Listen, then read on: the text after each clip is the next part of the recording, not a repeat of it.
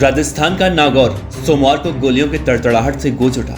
एक केस में गवाही देने आए हरियाणा के गैंगस्टर संदीप बिश्नोई की गोली मारकर हत्या कर दी गई। इस वारदात को नागौर कोर्ट के बाहर अंजाम दिया गया। इस शूटआउट की जिम्मेदारी गैंगस्टर लॉरेंस बिश्नोई और गोल्डी बराड़ के सबसे बड़े दुश्मन कौशल चौधरी और देवेंद्र बम्बिहा गैंग ने ली है। जानकारी के मुताबिक गैंगस्टर संदीप बिश्नोई को पेशी के दौरान ब्लैक कलर के स्कॉर्पियो में सवार होकर आए बदमाशों ने गोलियों से भून डाला। कौशल चौधरी और देवेंद्र बम्बिहा गैंग ने शूटआउट को लेकर फेसबुक पोस्ट किया, साथ ही उन्होंने शूटआउट की जिम्मेदारी भी ली है।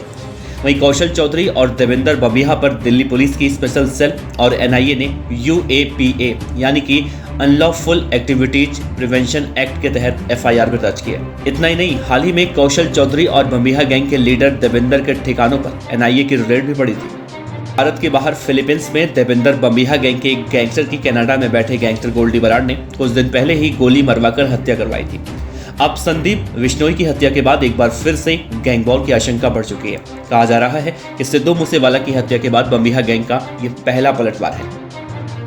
दरअसल बम्बिहा नाम के फेसबुक अकाउंट से नागौर हत्याकांड की जिम्मेदारी ली गई है। कहा जा रहा है कि 5 अगस्त को फिलीपींस में बम्बिहा गैंग के गैंगस्टर की हत्या के बाद गोल्डी बराड़ ने सिद्धू मूसेवाला हत्याकांड में फरार आरोपी दीपक मुंडी का एक ऑडियो क्लिप जारी किया था। इसमें कहा गया था कि जो हाल मूसेवाला का हुआ है वो इन सब का होगा।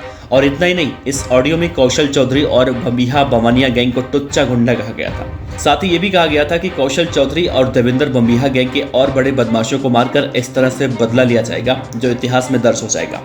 एक तरफ दिल्ली और पंजाब पुलिस के साथ सेंट्रल एजेंसियां इन इंटरनेशनल गैंग पर शिकंजा कसने में लगी हैं, तो दूसरी तरफ इन गैंग्स के बीच में दिन दहाड़े खूनी गैंग वॉर का सिलसिला जारी है। पुलिस के मुताबिक संदीप बिश्नोई जिसकी हत्या हुई है उसे पेशी के लिए नागौर कोर्ट लाया गया था। इसी दौरान कार में सवार बदमाशों ने 9 राउंड फायरिंग की, जिससे कि संदीप बिश्नोई की मौके पर मौत हो गई।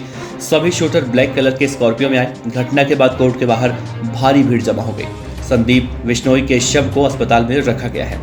इस मामले की जांच से जुड़े एक पुलिसकर्मी ने बताया कि संदीप हरियाणा का रहने वाला था और सुपारी लेकर वारदातों को अंजाम दिया करता था। इसके साथ ही अवैध शराब की तस्करी में भी शामिल था। बिश्नोई सेठी गैंग से जुड़ा हुआ था। उसे नागौर में एक व्यापारी की हत्या भी की थी। आज तक की एक रिपोर्ट के मुताबिक करीब 3 साल पहले 29 नवंबर 2019 को नागौर हत्याकांड में पहली बार संदीप बिश्नोई का नाम सामने आया था। पूछताछ में यह भी मालूम चला है कि एक महिला ने अपने पति की हत्या का बदला लेने के लिए ये पूरी साजिश रची थी। महिला ने हरियाणा के गैंगस्टर संदीप बिश्नोई की हत्या के लिए 30 लाख रुपए की सुपारी दी थी। इस मामले में गैंगस्टर संदीप नागौर जेल में बंद था। फिलहाल संदीप बिश्नोई उर्फ संदीप सेठी की हत्या के बाद अब राजस्थान, दिल्ली, पंजाब, हरियाणा के गैंगस्टरों में एक बार फिर से गैंग वॉर की आशंका बनी हुई है और जाहिर है कि ये गैंगस्टर एक दूसरे से बदला लेने के लिए आगे फिर गैंग वॉर कर सकते हैं। फिलहाल देखना अहम होगा इस मामले में आगे क्या कुछ निकल कर सामने आता है।